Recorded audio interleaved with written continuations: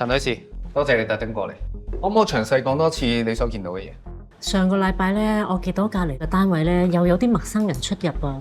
佢哋成日三五成群咁嚟嘈喧巴閉，個單位咧仲有一陣好怪嘅煙味，我都唔知佢哋喺裡面搞乜嘢，咁我咪嚟舉報佢咯。唉，我都係想有個安寧嘅居住環境啫。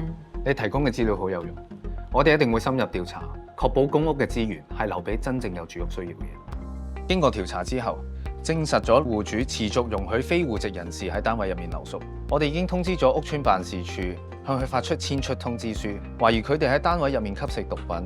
我哋亦都一早通知咗有關嘅執法部門跟進。如發現有人濫用公屋，請立即作出舉報。